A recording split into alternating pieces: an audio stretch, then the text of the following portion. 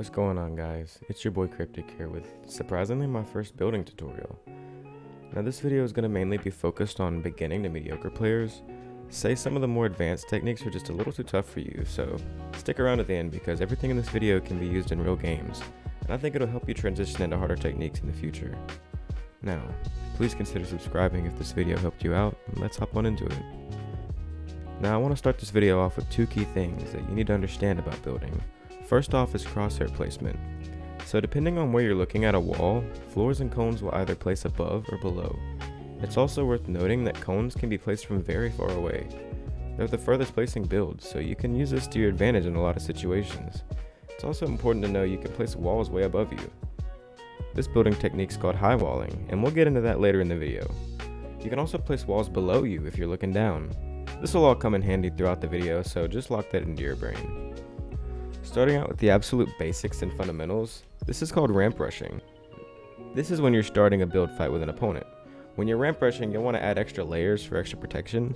You can place floors and walls through ramps, so as you progress you'll want to start placing walls behind your stairs, then you can take it a step further with floors. This makes it harder for your opponent to shoot you out. Now after you've mastered ramp rushing with floors and walls, you're ready to learn 90s. 90s are the absolute fastest way to gain height in a fight. It's basically the same thing as ramp rushing, but you're looking to the side while doing it. So you're first going to want to start with wrapping walls, followed by a floor underneath you. Then you're going to want to land on this ramp.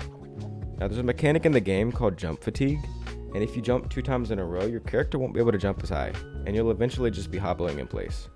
You can counteract this mechanic by doing infinite 90s, where on the third 90 you hang far to the left and don't jump. This allows your jump fatigue to reset, and you can start back at square one. Now that we've covered the basics, let's jump into the Thwifo Cone. The Thwifo Cone is an extremely versatile move because you're completely covered while going for height. You can do Thwifos from any direction, and you can carry your momentum in a build fight. The way you're going to do this is by swinging walls behind you, and then place a cone on top of the wall. The hardest part about this technique is the crosshair placement. If you're looking too far down, the cone will place in the wrong position. Now I'm sure you know about boxes. You're sitting in a 1x1, there's builds all around you. Tunneling is creating a box after box after box connected to one another. The best way to do this is to place floors above and below you, followed by wrapping walls.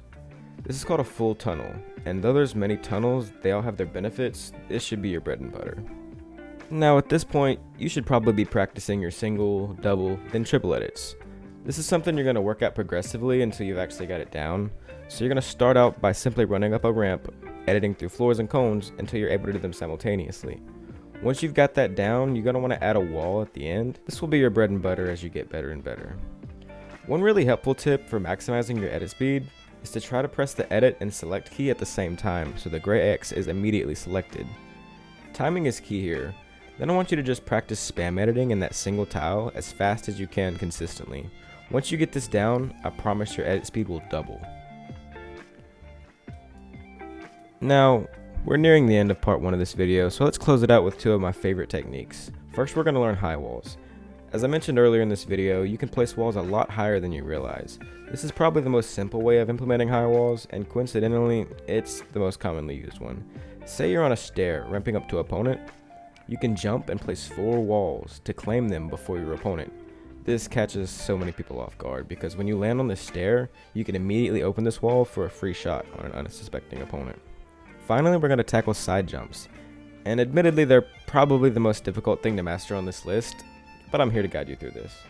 So what you're seeing here is the simple version. You can just jump from the side of a cone and land on a floor. From here you can keep ramping up or whatever you need to do based off your opponent's reactions. Now here's where it gets complicated. The side jump you're going to want to do is an elevated side jump where you land on the stair instead of just the floor. This is extremely dependent on good crosshair placement, and when you're doing this technique you're going to want to place the floor, then the ramp. Also, you can try to aim for the lower side of the ramp at first, and then work your way up as you can. Now, we're going to sum it up by learning the protected elevated side jump. This is essentially just an elevated side jump, but you're going to want to place this cone above your head to protect yourself. Then you can edit through this cone and do whichever technique after. Mastering this technique alone will help you dominate so many build fights. And that's it for this video, guys. If you want to learn some more advanced techniques, stick around for part 2 and I'll be covering the more advanced things like high ground retakes and piece control. If you enjoyed this video, hit that like button, and sub if you're new. I'll have a lot of vids like this coming out soon, so thanks for watching, and I'll catch you all in the next one.